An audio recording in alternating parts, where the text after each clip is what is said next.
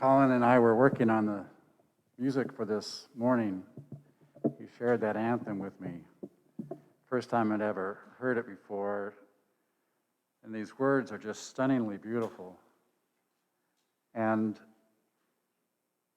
so fitting for this day, not only for being an earth song, but holding within it and naming within it the pain that we are feeling for our earth, which is hurting, for our earth, which is wounded, for our earth that we care for deeply, pray for deeply, and work for deeply, deeply.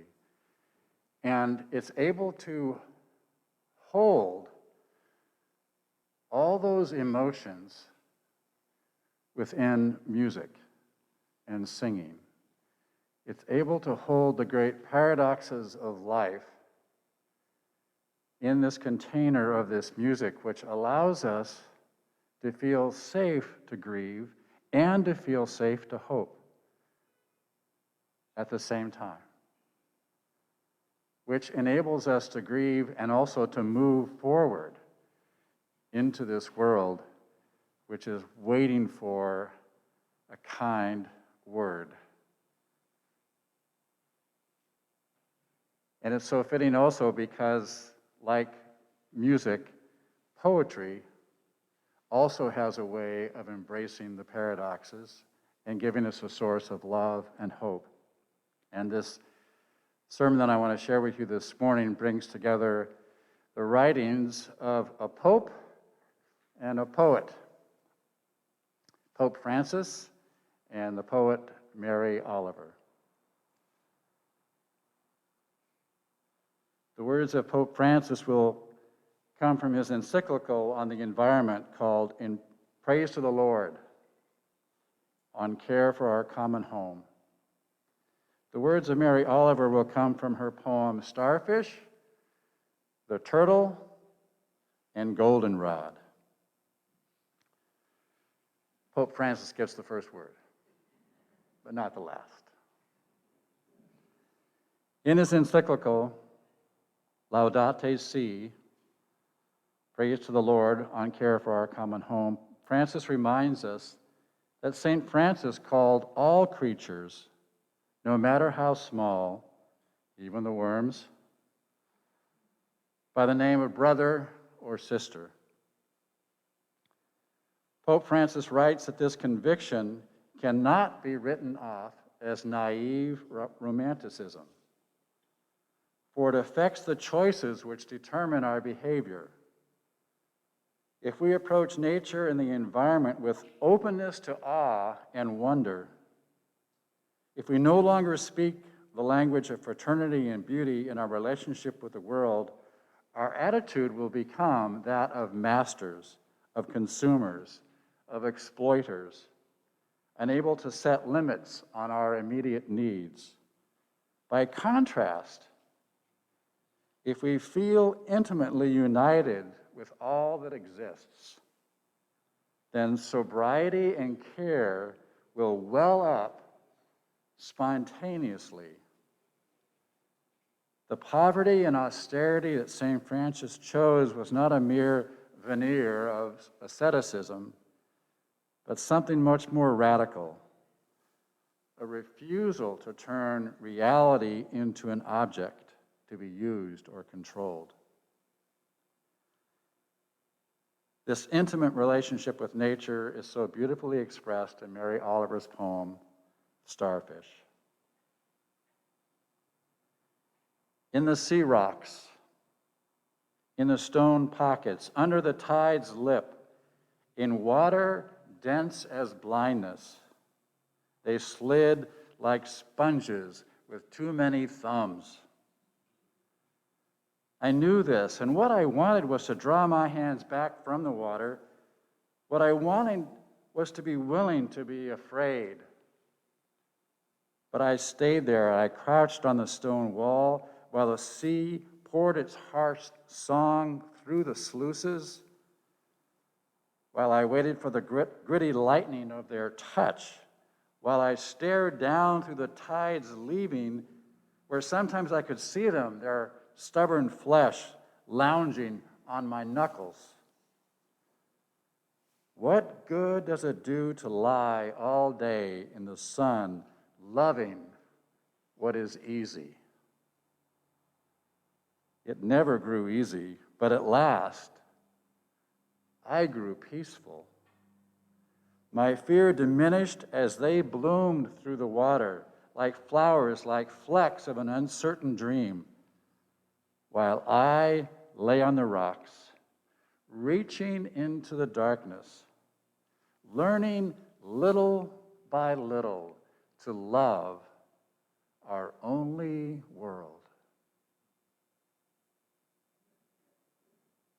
My fear diminished as they bloomed through the water like flowers, like flecks of an uncertain dream, while I lay on the rocks, reaching into the darkness, learning little by little to love our only world.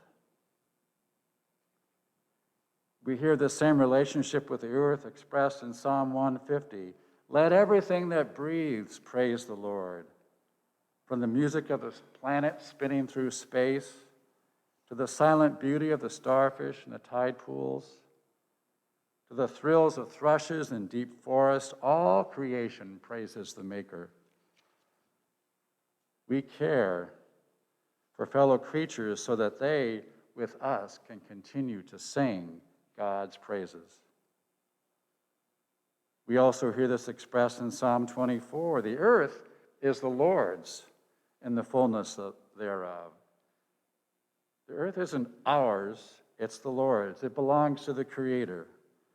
And Pope Francis intends that his encyclical on the environment to be a forthright and honest, ongoing dialogue about how we are shaping the future of our planet.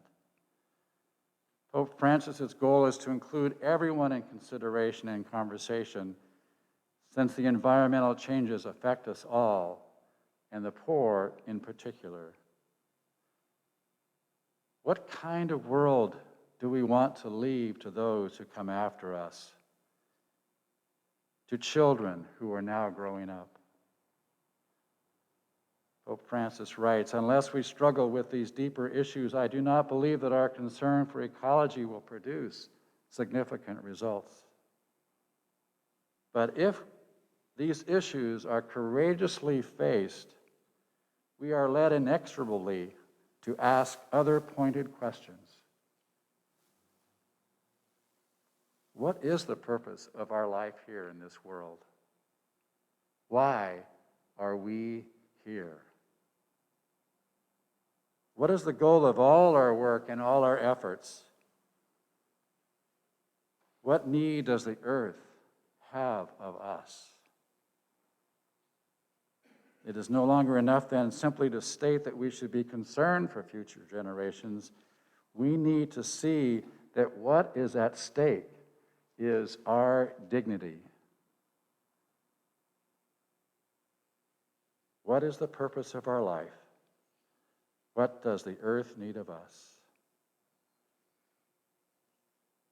I think we can find a way to answer that question by having firsthand experiences with nature, such as the one that Mary Oliver writes about in her poem, The Turtle.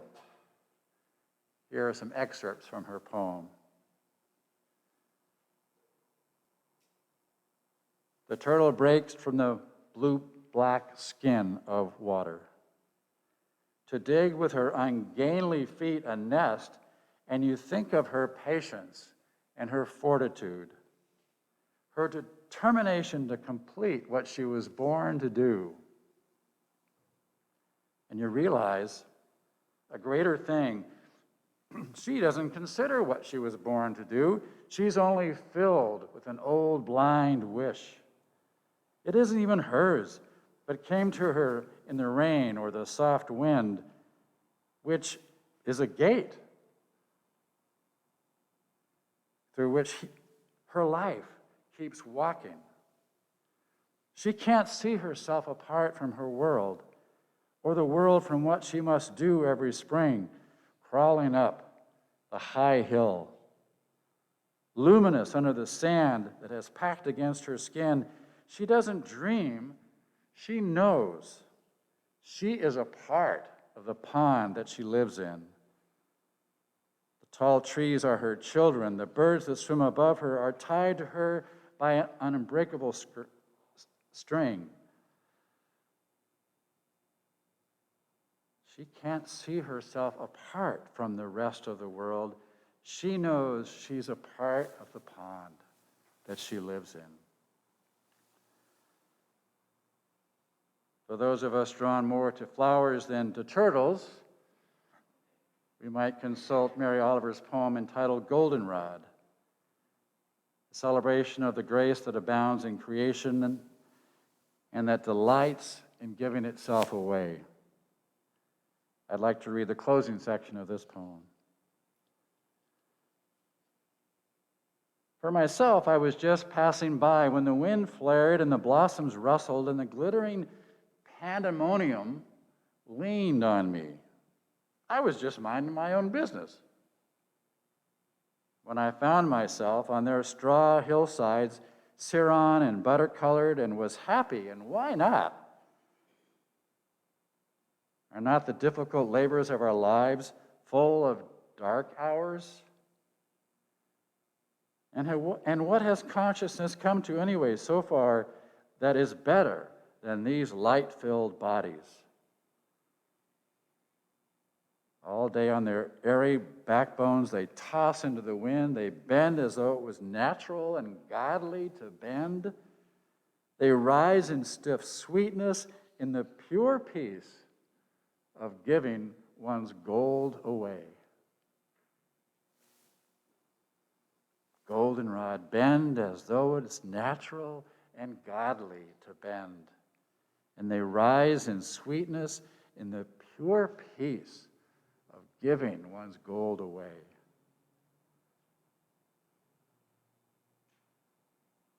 When the earth's health is in danger and our economic structures are collapsing and not rising to the occasion as well as they might, this moment may be a Good Friday moment for us as a civilization.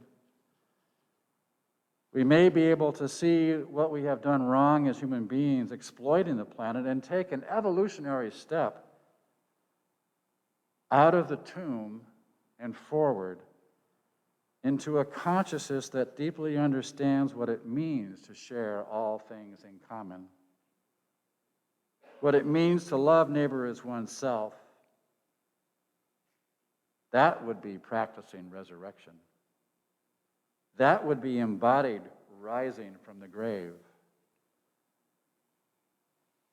As the turtle knows, we need to know what part of the pond we live in. As the goldenrod knows, we need to know how to give our gold, our gifts, our songs away. And as the starfish knows, we need to know how to love our only world.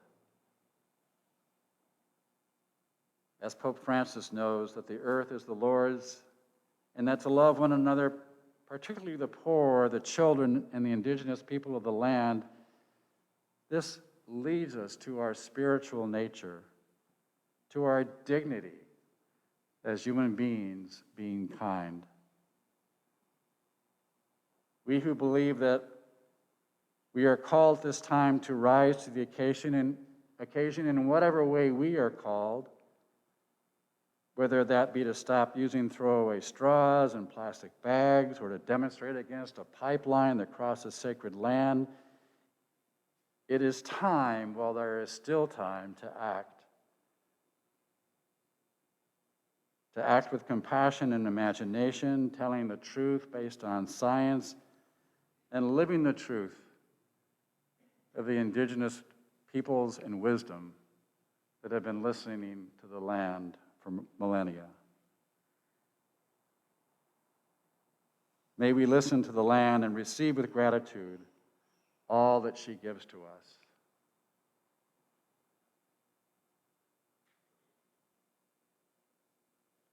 For the closing of this sermon, I have a song that I want to share with you, and Colin's going to help me, and I'm so happy to know that. Looking forward to this time. It's a song that I wrote for a program called the Center for Courage and Renewal, the program is called The Geography of Grace. It's a song that describes the movement of water from the spring in the mountains all the way to the ocean.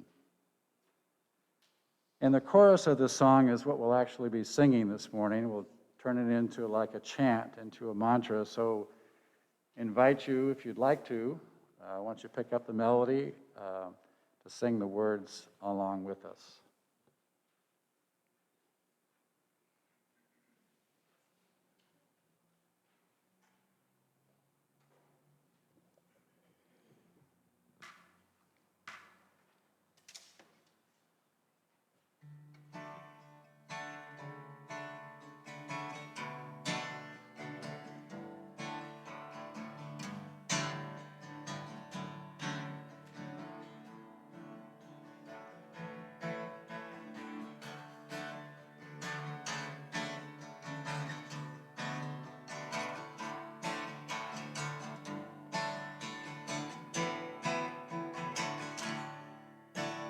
Let yourself be carried.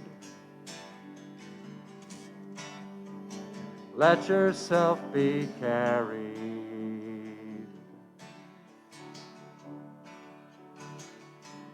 Just as you have carried others too.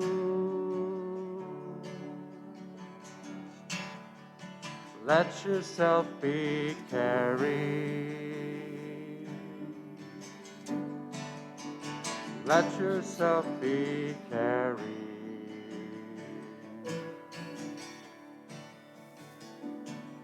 Just as you have carried others too.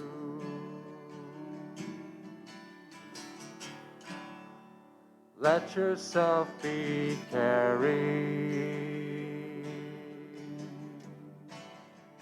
Let yourself be carried.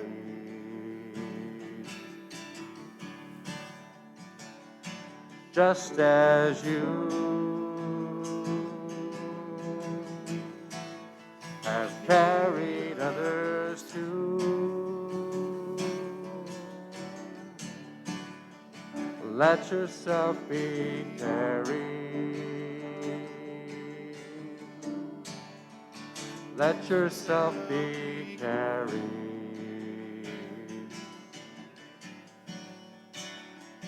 Just as you have carried others too. Let yourself be carried. Let yourself be carried.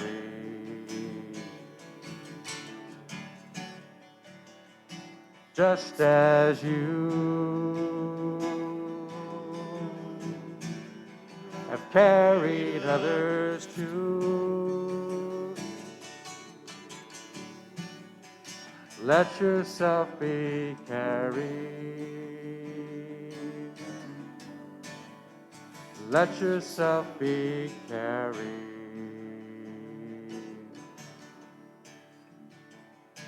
Just as you have carried others too. Let yourself be carried. Let yourself be carried.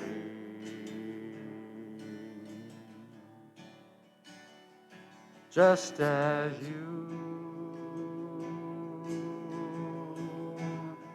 have carried others too.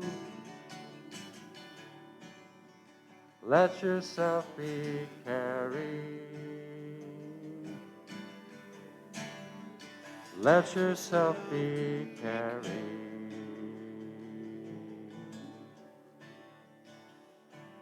Just as you